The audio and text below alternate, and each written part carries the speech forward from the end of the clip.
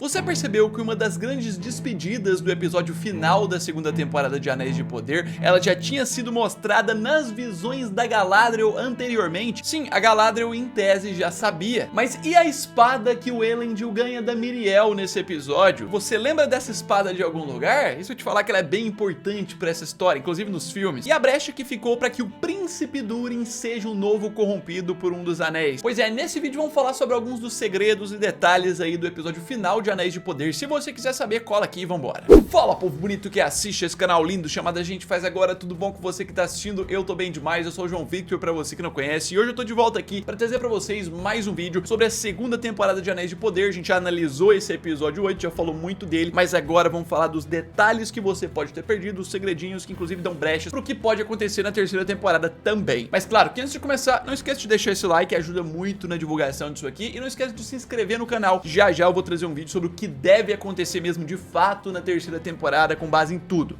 E é o seguinte, né, temos aqui um episódio marcante pra questão dos elfos, dos homens, mas também dos anãos. Que inclusive é sempre aquela polêmica, você vai falar anãos ou anões, porque um é o correto em português, o outro é o que é correto com base no livro, mas tanto faz. O primeiro detalhe que eu quero trazer aqui nessa história já é sobre esse início, né, que a gente já tem um dos desfechos aí pra história ali em Khazad-dûm, e tem a ver com o bichão mesmo, o próprio Balrog. Eu quero falar sobre o retorno do Balrog, que esse episódio nos dá uma brecha nesse sentido. A gente vê, né, que o rei Durin se sacrifica, dá sua vida ali voando pra cima do Balrog, e o Balrog fica mais quietinho agora. Tipo, a ideia inicial é que esse bicho fosse aparecer, já ia mostrar a destruição de Khazad-dûm, ou de parte de Khazad-dûm, de qualquer forma, mas só mostrou ele aparecendo ali no meio do Mithril, servindo pra morte do rei Durin, e agora ele ficou um pouco mais quieto, né? Então ele vai precisar ser despertado de novo. E sim, a gente tem brechas pra isso. Basicamente ali no final do episódio a gente recebe a notícia de que as situações não estão muito boas, que eles estão sendo cobrados agora, então eles vão precisar de minério, e também temos a questão de que o trono do Durin vai ser questionado pelo próprio irmão, que não apareceu na série. Então assim, tudo leva a crer que o Durin vai precisar fazer alguma manobra pra poder atrair o povo, pra poder pagar essas dívidas aí que aparecem agora, né? Então em tese ele precisaria ir atrás do Mithril, que ele sabe onde tá, ele viu, mas pra fazer isso ele ia acabar despertando o Balrog de uma vez, ou até mesmo pode acontecer na próxima temporada do irmão do Durin acabar assumindo o poder, ou assumir de alguma manobra ali pra querer ir atrás do Mithril e acabe liberando o Balrog novamente, agora de forma definitiva.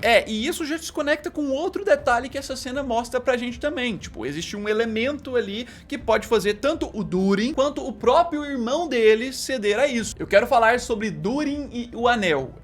Porque a gente já teve um Durin, que foi o Durin III, que agora morreu, né, e que simplesmente se rendeu ao anel. Mas basicamente um dos pontos é que depois, né, que acontece o funeral e tudo mais, a gente tem essa cena, quando o Durin recebe as notícias ali, do irmão dele questionando e tudo mais, e a gente tem esse foco nos anéis que estão na mesa, inclusive o anel que o pai dele tava usando. Eles meio que olhando pra eles, né, tipo, a ideia aí agora, será que a gente vai usar? Será que a gente não vai usar? Isso aqui traz uma sugestão de quê? De que em algum momento o Durin pode não aguentar e acabar cedendo ao anel, assim como o seu pai, pela questão das pressões, pelas riquezas, pelo minério que ele vai ter que conseguir, ou até mesmo, né, aí entra outra questão do irmão dele de novo. Pode ser o próprio irmão dele que vai questionar o trono e que pode assumir por hora que pode ceder ao anel. Mas sim, o grande ponto mesmo desse detalhe, desse segredinho do episódio, é que ter essa cena com esse foco específico nos anéis na mesa, de que eles não foram destruídos, eles estão lá ainda, todos eles, inclusive, não só o principal do rei, esse foco significa que eles vão voltar ativa. Esse foco significa que eles ainda vão voltar a fazer influência ali, porque é tentador. A gente sabe pelo universo do Senhor dos Anéis que o anel é tentador, que vai ter esse problema. Teve a referência em episódios anteriores, né, quando o Durin pede pro pai dele tirar o anel, ele quase fala My Precious, significa que o negócio tá tomando ele mesmo, referência a Senhor dos Anéis. Quem fala My Precious é porque tá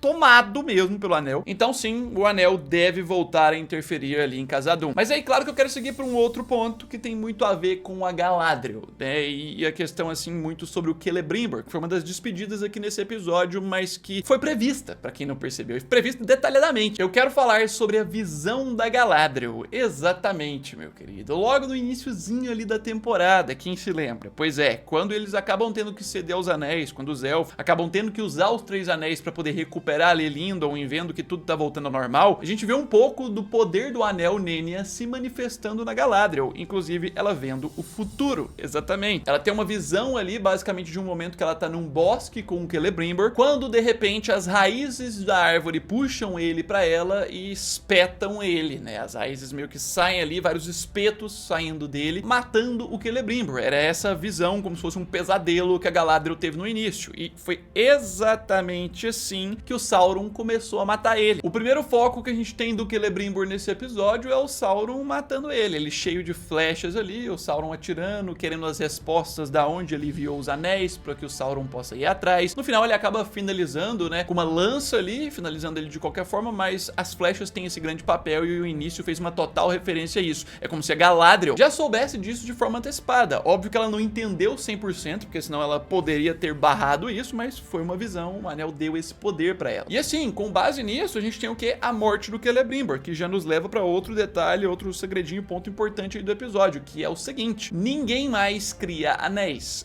Ninguém mais pode criar os anéis a partir da morte do Celebrimbor, e não só a morte dele, tá? Tem conexões, inclusive, com o próprio Sauron e com o futuro da história, porque a gente vê no episódio que Eregion foi completamente destruída, a cidade, que o senhor dessa cidade era o Celebrimbor. Junto com a queda dessa cidade, o Celebrimbor cai, ele morre, e junto com isso temos a destruição de todos os seus registros, tudo que ele tinha anotado sobre todo o seu trabalho de anos e anos e anos, tudo que ele fez, tudo que ele produziu sobre os anéis, como fazer, porque ele era o mestre ferreiro ali, o master dos elfos. E simplesmente a gente tem aquela cena que tá o Elrond, o Gil-galad e tal, eles imploram, né, pra que o orc ali não faça isso, mas ele simplesmente decide queimar todos os pergaminhos, tudo que tem ali, todos os registros. Então acaba e é apagada toda a memória do Celebrimbor aqui, tudo que ele fez foi destruído. Ou seja, ninguém mais pode fazer anéis, a não ser um ser aí, quase ninguém, então a gente pode falar. Sauron, porque ele, como Anatar, acompanhou todo o processo da produção desses anéis. Ninguém mais pode fazer anéis de poder, nem nada do tipo, somente ele pode fazer agora. Isso dá brecha pro futuro, dá brecha pro um anel. Isso mostra mais a vitória do Sauron nessa história. Tipo, na análise eu falei que o Celebrimbor morreu com honra, enfrentando ele, incomodando ele com as palavras fortes, foi enganado e tudo mais, mas no final não tá se rendendo e aceitando o mal, mas o Sauron fez de tudo pra acabar com ele e com toda a memória dele, tudo que ele construiu. Tudo que o Celebrimbor construiu, no resumo, é pro próprio Sauron agora. Mas aí é claro que a gente tem que sair desse foco, porque a gente tem que ir pro foco do queridíssimo Gandalf, né? Que agora a gente pode chamar ele de Gandalf de boa, né? Vamos falar sobre um detalhe que eu quis nomear como Amigos ou o Destino.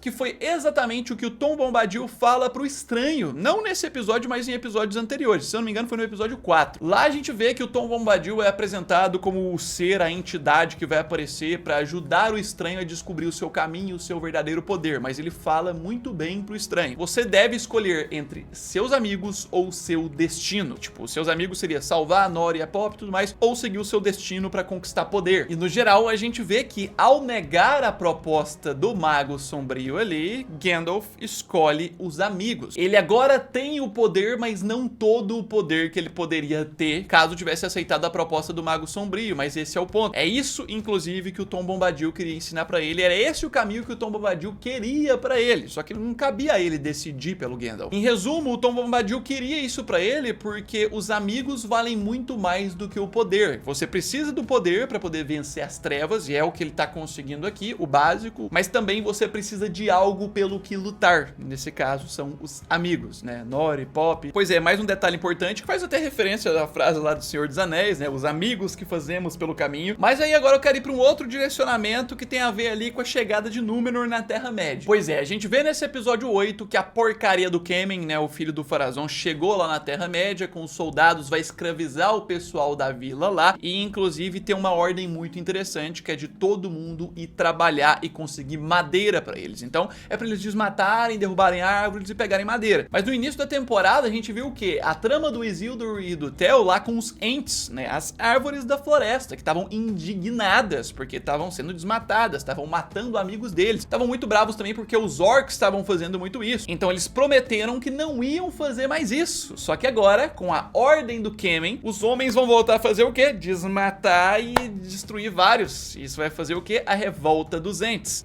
Meu parceiro, a galera galera dessa vila aí, esses soldados de Númenor que estão ficando por aí, vão acabar sofrendo sem a presença do Isildur pra ajudar, com o Theo lá, e isso deve ser uma das tramas da terceira temporada. Mas assim, tem um ponto que aqui, indo diretamente pra Númenor, isso aqui se liga. Tem muito a ver com o Isildur e o pai dele, porque lá a gente vê que tem um final, que o Elendil fugiu de lá por conta da Miriel, mas antes dele fugir, o que que acontece? Eu quero falar sobre a espada de Elendil.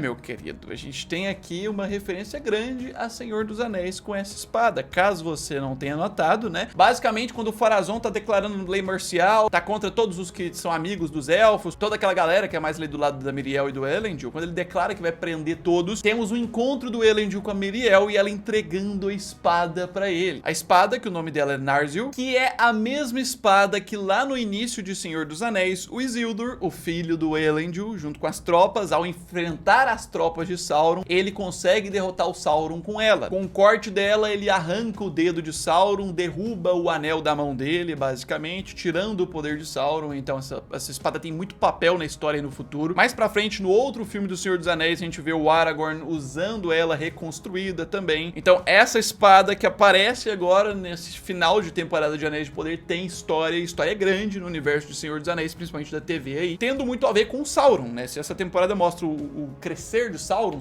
conseguindo o que ele queria, a gente também tem a chegada da espada que vai arrancar o anel dele depois. Pois é, mas falando de Sauron, a gente tem que falar sobre um outro personagem que se despediu também nesse episódio e temos uma conexão aqui. Eu quero falar sobre Adar e Sauron.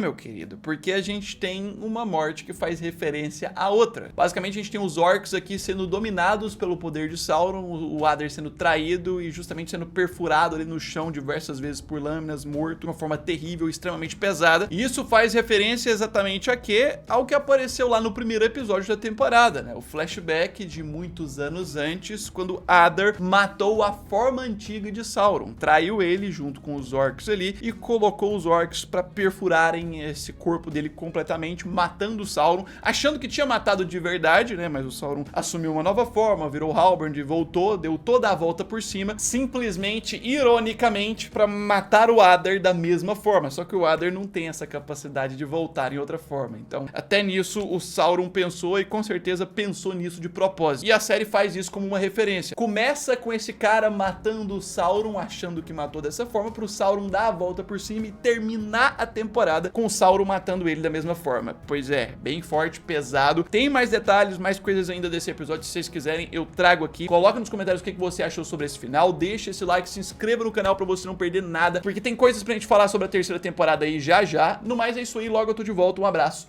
fui!